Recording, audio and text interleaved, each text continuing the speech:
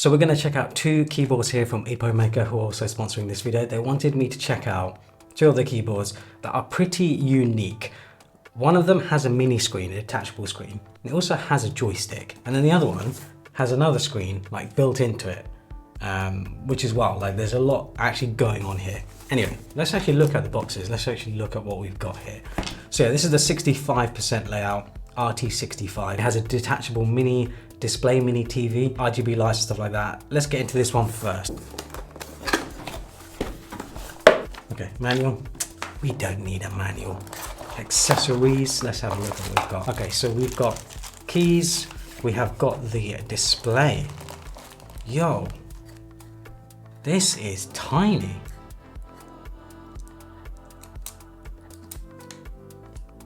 USB-C as well, that is tiny. Like that's actually crazy how small it is. What else have we got in here? Oh wow, we have got one hefty USB cable here. So USB-A on one end, USB-C on the other. Comes in a leather strap as well. Let's get to the keyboard.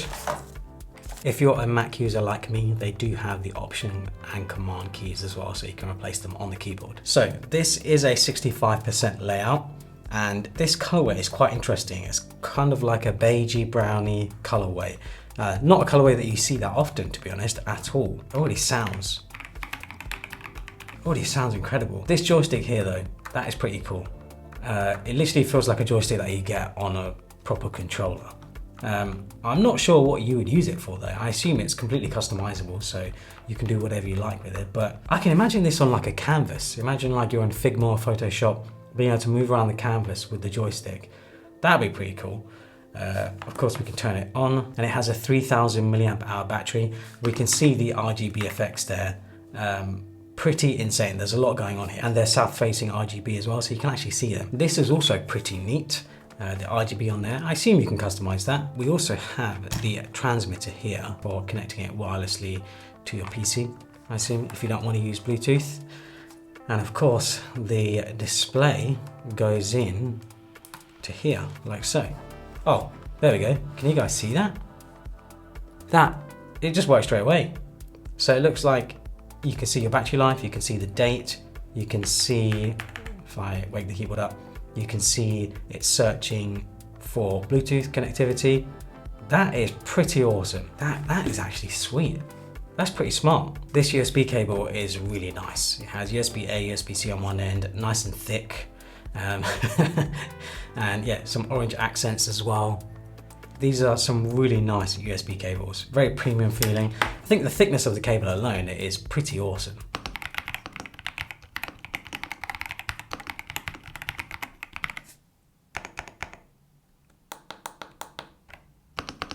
Let's move that aside, and now let's look at the RT80. We have a display on here as well. 75% layout. Very similar to the RT60, but of course a 75% layout. And this one is in my favorite colorway, which is black. Like, it's just nice and simple. Accessories should be fairly similar. Oh nice, they actually give a matching USB cable with this one. So you don't have the same color USB cable, you do have a matching one. This is in gray, which I like. And on this side, oh interesting. So they've given actually a bunch of other keys here, keycaps here. So you can have like the enter key in 3 different colors pretty much. Oh, there's white as well, yeah, so green, white, blue, and red. Ooh, I do like the look of this already. This is probably already my favorite out of the two, for a few reasons. I mean, the main one being that it is black. Yeah, I really do like the look of this a lot. This is a really nice looking keyboard. Nice and minimal, nice and clean. There's a screen here. Let's peel that off like so. But what I also like is that there's media controls. So when I'm either working or gaming, I'm listening to music all the time, literally constantly. Being able to have dedicated media controls to control my music, that is a really nice feature to have. Oh, wow, okay. The RGB on this I think looks incredible. You can actually see it much better on this keyboard. The screen as well, it's pretty awesome. So we also have the 2.4 gigahertz transmitter here as well, if I can get it out. There we go. It is 2.4, right? Yeah, 2.4 gigahertz transmitter as well here.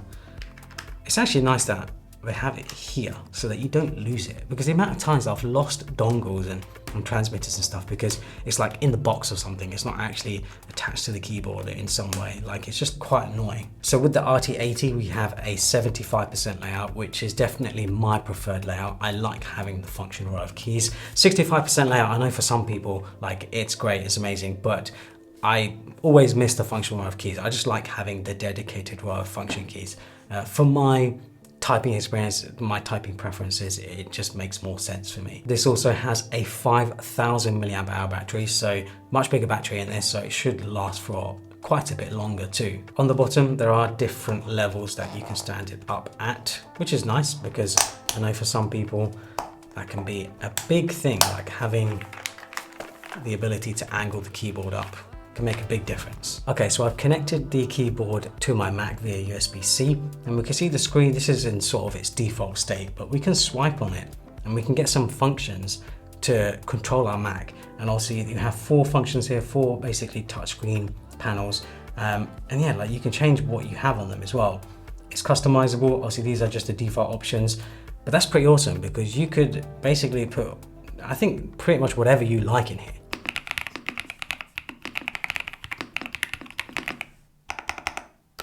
What blows my mind about both of these keyboards is the price. They're less than $100 each of them. I think this one, last time I looked, was less than $70, which is just crazy good value for a keyboard like this with all of this functionality. So I also have an Apple Magic keyboard here, and you can see the difference. Like there's a massive difference here. Here you have a mechanical keyboard, and here you have a sort of chiclet style keyboard. We can see the Magic keyboard is thin and smaller, but if you prefer the mechanical typing experience, of course you need something bigger, you need something thicker for the key travel.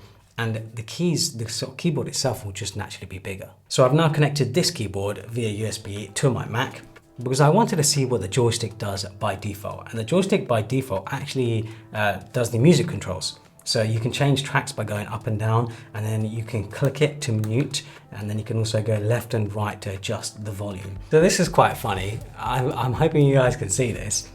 With the software, I was able to upload a picture to the screen on the keyboard.